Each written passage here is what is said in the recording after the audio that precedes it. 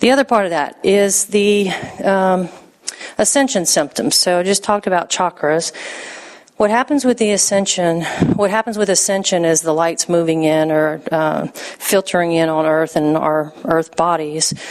It's stimulating at the cellular level, and it's activating us to become more Christ consciousness, right? So if that's the case, then we are going to, I should say, not say since that's the case, since that's what's happening, we're feeling it at a physical level. Now, the chakras I talked about, that Kundalini rising, creates different pain in the body. When I first started having, when my root chakra was being activated, I was having severe leg cramps. And I haven't even researched all of this. I'm just telling you what I hear and what my experience was. Is when my root was being activated, I had leg cramps. My feet were constantly cramping.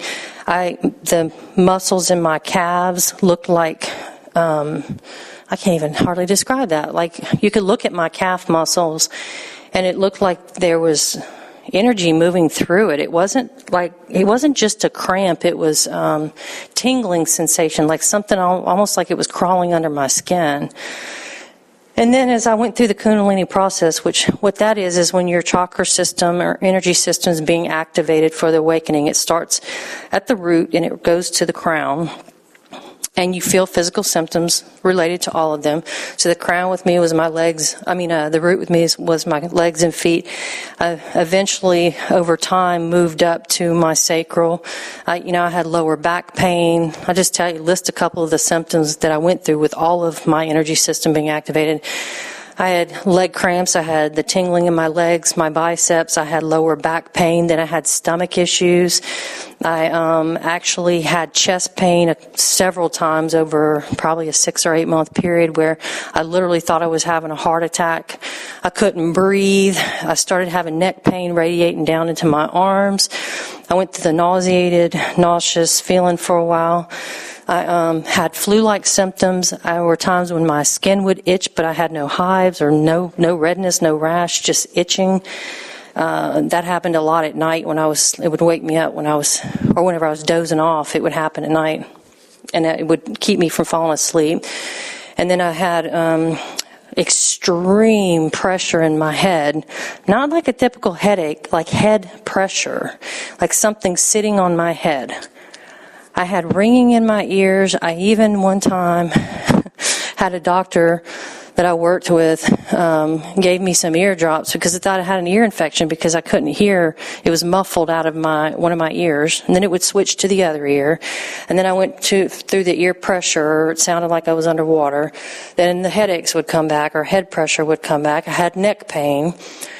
It was not a fun experience, and I'm still going through it at times. I went through it at a very accelerated rate. That's something that I know a lot of people have asked me about, is how long does it take to get through it? Well, it depends on how open you are to receiving it and allowing yourself to feel the pain.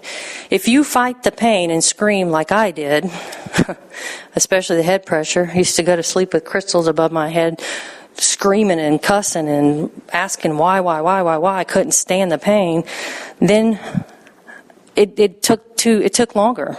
If you actually just accept it, that it's part of the process, and just kind of let the pain meld in your body and accept it as being a part of the process, you'll get through it a lot faster. The other thing is every single thing, every bit of light that's penetrating our bodies is affecting everyone. You can't choose it. You can choose how you respond to it. So you can fight it, like I said, or you can wonder why you're feeling so anxious and so emotional, or you feel anticipation of, I know something's going to happen, but I don't know what. What's next? You're not going to go anywhere. You just have to go through it. You just have to go through it.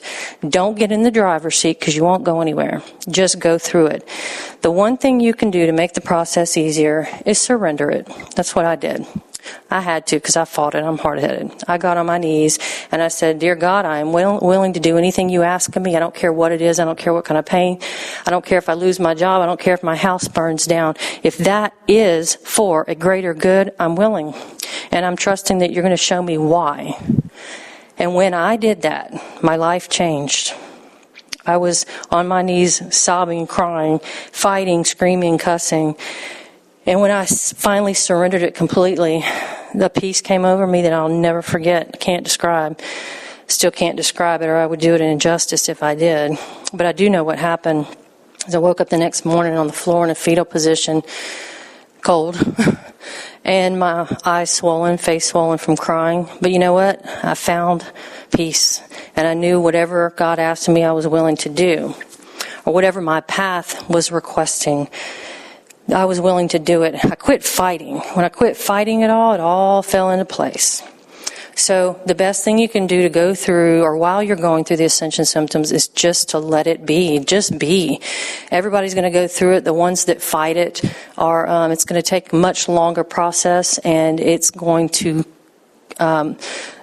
dig deeper and create more turmoil in your life. So the universe, that's how I describe it anyways, pushing us in certain directions to get on the path where of least resistance, and where our spiritual selves lie. It's where we can reconnect to our divine selves. There's a path built into everybody's blueprint that puts you in that direction. Free will is where if you choose to go with the flow, then you'll get on that path quicker of the path of least resistance. The question that most people ask is, how do I know if I'm on the right path? How do I know that I'm on that spiritual path? Well, the easiest answer, and it goes for everyone, is when there's no resistance. If you feel like you're supposed to change jobs, well, maybe I'm not happy with what I'm doing, so maybe I should go do something different. And do something different, or it doesn't matter what it is, but do something different, but you're not sure. How do I know? I ask myself that. How do I know what's the right decision? The path of least resistance. So if you decide that you want to go find another job and you apply and you don't get that job, don't keep applying for it. You don't have to keep applying for it unless you feel like it's not resistance, unless you feel like you're being led to reapply for it. Because if you know what resistance feels like, that's all you need to know. If you don't know whether you should move and sell your home and move, sell your big home and move to a small home so you can do spiritual work, or, volunteer somewhere, and you decide to put your home up for sale and it doesn't sell, that's resistance. If it takes you 10 years to sell, who cares? Resistance is resistance. Just pay attention to the signs. If you keep asking for the signs, you will get them. It's when you're in the driver's seat, as my friend Kevin says, as long as I'm in the driver's seat, I'm not going anywhere. And that's true. So just get out of the driver's seat. And all you have to do that is relinquish control and ask for divine help. That's it. Just ask, and you will receive.